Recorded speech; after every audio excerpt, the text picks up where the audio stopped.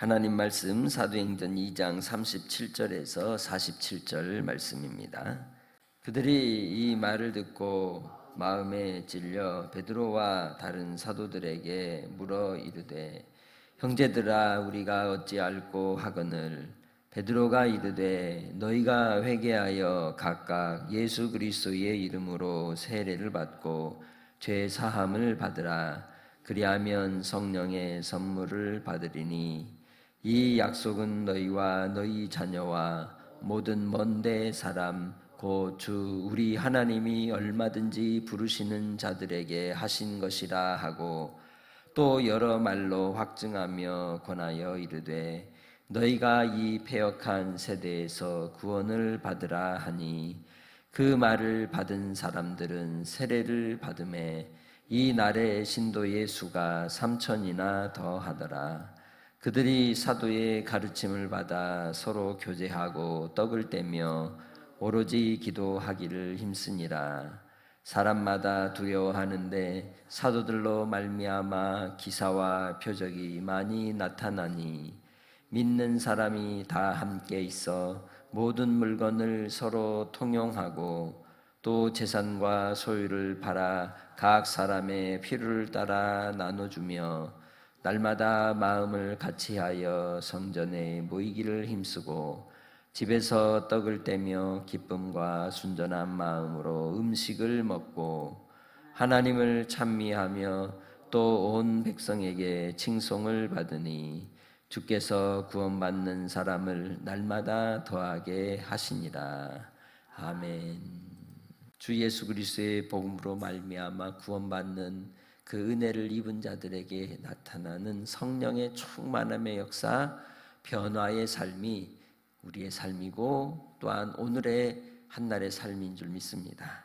성경에서 말씀하는 여호와의 날은 곧 종말의 징조가 임하고 구원과 심판이 선포되는 날입니다. 그래서 그 날에 대하여 누구든지 주의 이름을 부르는 자는 구원을 얻으리라고 성경은 말씀하고 있습니다. 하나님께서 이루시고자 하시는 영원한 하나님의 나라의 약속이 오늘 성령이 임하심으로 우리 가운데 이루어지고 또한 성령 가운데 그 심령이 천국이 되어 살아가는 자들에게 실체하는 나라인 것입니다. 바로 예수 그리스도께서는 우리를 위하여 십자가에 못 박혀 죽으시고 죄와 사망을 이기셨습니다. 죄와 사망을 이기신 그 예수를 믿는 여러분의 삶이 이제는 생명으로 사는 삶이 되고 진리로 사는 삶이 되고 또한 자유의 은혜를 따라서 사는 삶이 되시기를 주의 이름으로 축복합니다. 그래서 하나님의 말씀을 들을 때 나타나는 변화의 시작은 마음이 찔리는 겁니다. 그 심령 가운데 말씀으로 우리의 양심이 깨어나는 겁니다. 그래서 인생에 당하는 고난은 하나님께서 우리를 깨우시는 메가폰이다라고 C.S. 루이스는 이야기하기도 했습니다. 여러분의 잠든 영혼, 죄악 가운데 사망 가운데 있는지조차도 알지 못하고 여전히 육체적 쾌락과 세상의 이익과 나의 삶의 소유의 넉넉함을 쫓아 살아가는 인생들에게 그 잠든 영혼을 깨워 눈을 뜨게 되면 정신을 차리게 되는 것처럼 하나님의 말씀을 들을 때에 그 영혼의 울림을 따라 우리가 눈을 뜨는 은혜가 여러분 안에 주어진 줄 믿습니다. 우리가 예수를 믿게 될 때에 알아차림의 그러한 결과가 있지 않고서는 그냥 여기가 좋사오니 하게 되는 것이죠. 마치 플라톤의 동굴의 비유에서 나오는 것처럼 동굴 속에 들어가 있으면 이곳이 문제가 있는지 문제가 없는지 전혀 알지 못한다는 거죠.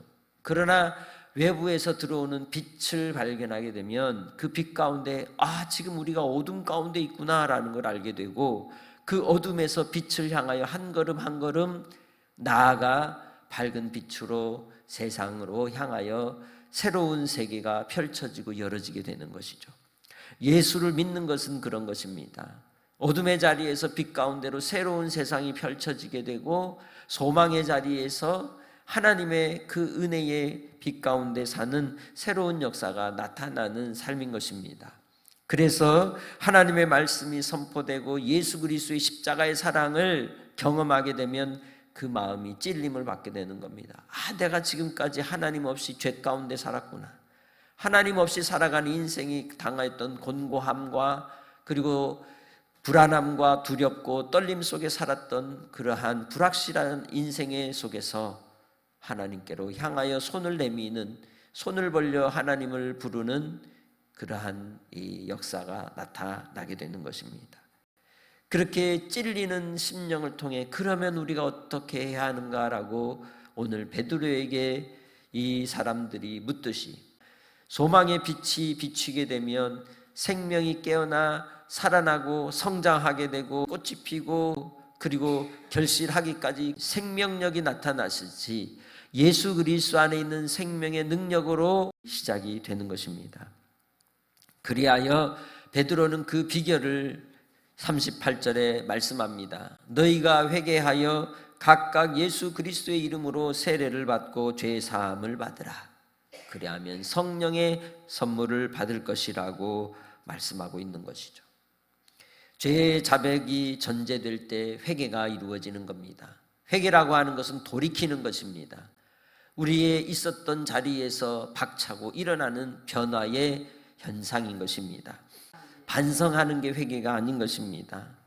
그리고 이제는 주님 안에서 이 모든 것을 철저히 끊어버리지 않고서는 내게 살 소망이 없음을 철저히 자백하는 것이요, 또한 이 일을 통하여 하나님의 빛 가운데 사귐으로 나아가는 것이 회개인 것입니다. 누가복음 22장 61절로 62절에서는 주께서 돌이켜 베드로를 보시니 베드로가 주의 말씀 곧 오늘 닭 울기 전에 네가 3번 나를 부인하리라 하심이 생각나서 밖에 나가서 심히 통곡했다고 말씀하고 있습니다. 이것이 성령으로 말미암아 그 마음에 찔림이 왔을 때 나타나는 현상인 것입니다. 그래서 회개할 때에 예수의 이름으로 세례를 받고 죄의 사함의 은혜를 입게 되는 겁니다. 세례는 곧 죄의 씻음을 이야기하는 겁니다. 죄인 된 자들이 하나님의 은혜로 말미암아 죄의 씻음을 받는 것, 상처 입은 심령이 주의 사랑으로 말미암아 씻음을 받는 것, 그것이 세례요, 옛사람이 죽고 내 안에 예수 그리스도가 사는 것이 세례인 것입니다. 주님과 연합하는 것, 주님 안에서 하나가 되는 것이 세례입니다.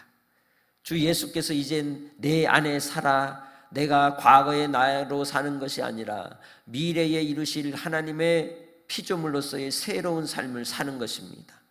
그래서 고린도후서 5장 17절에서는 이 세례로 말미암아 우리가 이전 것은 지나갔으니 보라 새 것이 되었도다라고 선포하고 있는 겁니다.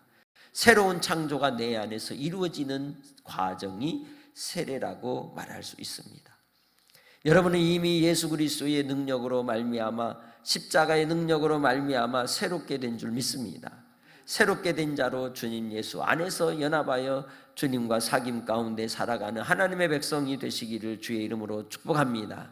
그럴 때 이제는 내 안에 성령께서 함께 하시고 성령께서 주장하여 주시고 성령께서 우리의 눈을 띄워 영으로 살게 하는 은혜를 베풀어 주시는 것입니다.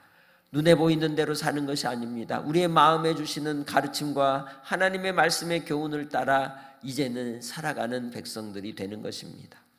그러나 아직도 여전히 내 안에 내 자아가 살아있어서 하나님의 말씀을 귀 기울이지 않고 그 말씀의 뜻을 순종하지 않고 완고한 마음으로 살아간다면 철저히 통회하며 돌이켜 하나님의 말씀 속에 옥토 심령이 되어 하나님의 역사로 말미암아 30배, 60배, 100배로 결실하는 하나님의 백성들이 되시기를 바랍니다. 이 약속은 모든 사람들에게 누구든지 예수 그리스도 그를 주로 부르는 자들에게 나타나는 일인 줄 믿습니다. 주님 안에서 우리는 이 패역한 세대 가운데 구원을 받는 자가 되어야 할 줄로 믿습니다. 패역한 세대에 대한 하나님의 심판은 불과 유황에 타는 못에 참여하는 역사로 나타나게 될 것입니다. 그렇기에 우리는 주님 안에서 오직 십자가 예수 그리스도의 사랑을 붙들고 오늘 하루도 살아가시기를 주의 이름으로 축복합니다. 이 일로 인하여 많은 사람들이 예수를 믿겠다 손을 들고 세례를 받고 주님께로 돌아오는 사람이 3,000명이 되었다고 얘기하고 있습니다. 이 3,000명이라고 하는 숫자는 성인 남자만을 이야기하는 숫자죠. 그러니 그보다 더 많은 이들이 주를 믿게 된 것입니다. 그들은 하나님의 말씀 앞에 섰습니다. 그리고 말씀 속에 예수를 믿은 새로운 하나님의 자녀들 공동체 속에 서로 교제하며 사귐과 내 것을 내 것으로 생각하지 않고 함께 나누며 믿음의 권속이 되어 사랑하며 사는 현상들이 나타나게 된 것이죠. 그리고 사도들은 하나님의 말씀을 따라 하나님의 능력과 은사가 나타나는 공동체가 된 것입니다.